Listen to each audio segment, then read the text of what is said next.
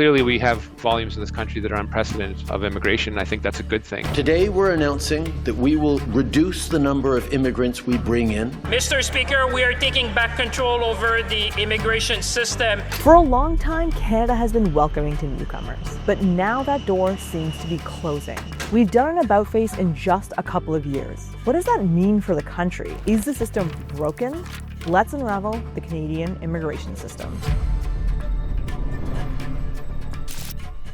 Let's start with a look at why we have immigration in the first place. The Immigration Act lays out several objectives, but there are three main ones. The first is to add to the socioeconomic fabric of our country. People are selected based on what they would contribute to our country, based on their background, based on their talents. The second is for family reunification. We want to allow Canadians and permanent residents to be reunified with their close family members. And the third is for refugee protection and for humanitarian and compassionate grounds. We are a country where we want to offer sanctuary and protection to those who would need it. So how do those ideas tie directly to Canada's needs? It is very clear that our own birth rates in this country is not going to be enough to sustain our population growth that we needed to sustain. If we didn't have any immigration, our healthcare systems would be prohibitively expensive. Also, we need people not only as workers, but even as consumers. Without consumers, we don't have a need for services and goods. So our population needs to grow. We are then looking for people to join our communities. So that's what the immigration system is for.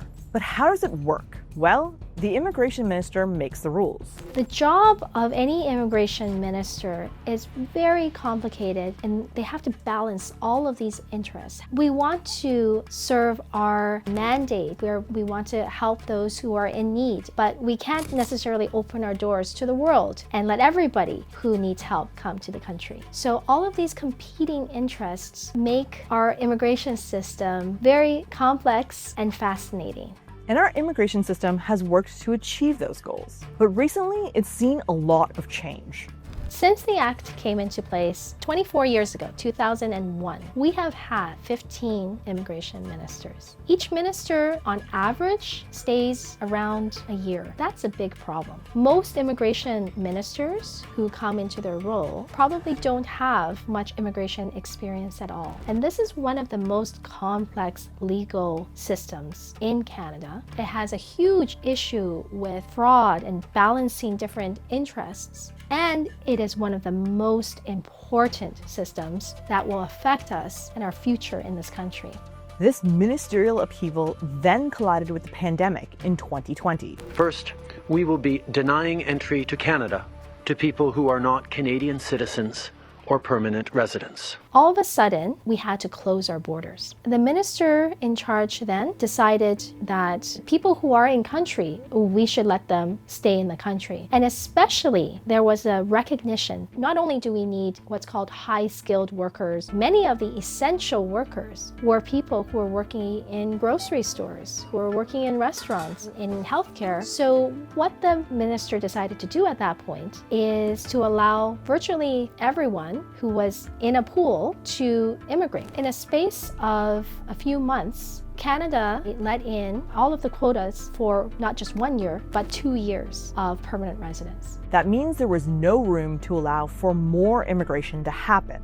The idea then was to allow people to continue their work permits. So we could keep these high-skilled workers on the hook and give them a reason to still come to Canada. Then we shuffled the immigration minister again. And this new minister was in place for the start of the Ukraine war. Canada wanted to help Ukrainians, but well, we didn't want to have all of them come as refugee claimants. So the new immigration minister comes up with a brand new idea: humanitarian work permits. For the most part, this was never done before. For the first time, we had humanitarian work permits en masse offered to people. And then people started to question, well, why is it that when the Afghanistan situation occurred, you didn't allow people from Afghanistan to get work permits, or, from other parts of the world? Why is it all of a sudden somewhere from Europe that you're allowing this great benefit of humanitarian work permits? So the new program expanded to allow people from other conflict zones to come to Canada under these new humanitarian work permits. Okay, let's recap this for a sec. We burned through our 2-year quota of new permanent residents during the pandemic, handing them out to people who were already in the country to fill our labor gaps. After the borders opened up, we wanted new high-skilled permanent residents to come to Canada, but the quota was used up. So we gave these people temporary work permits so they could still come to the country. Then the Ukraine war happened,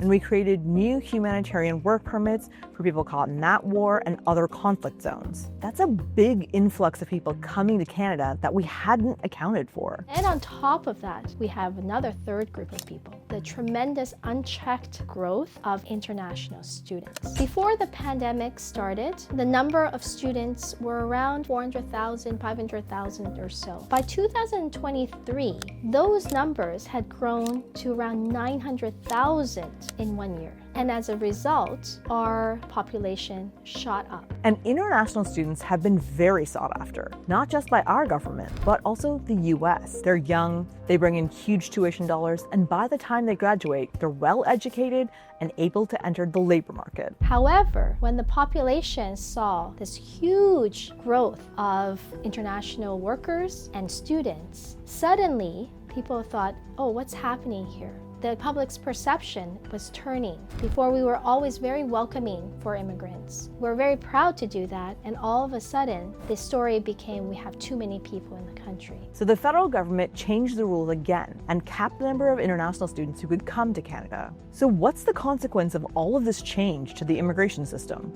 Remember earlier where we talked about the immigration minister making the rules? Well, there's another part of that that's led us here, and it's because of something called ministerial instructions. Those are changes a minister can make to an immigration program without any parliamentary input or consultation. As a result, immigration programs, especially economic programs in Canada, change mostly without warning, mostly without consultation of experts and stakeholders. This becomes a huge problem. This is a very complex system. It's a system where people prepare for years to try to qualify to immigrate. And so therefore, knowing what you have to do to qualify is very, very important to any applicants. Because of these very fast changes, it can be extremely frustrating, not only to the applicants who are trying to apply, but also to their employers who want to hire them. We see a lot of people in Canada who are temporary residents, but permanent residency these days requires such a high level of skills that most people who had immigrated before wouldn't be able to do so today.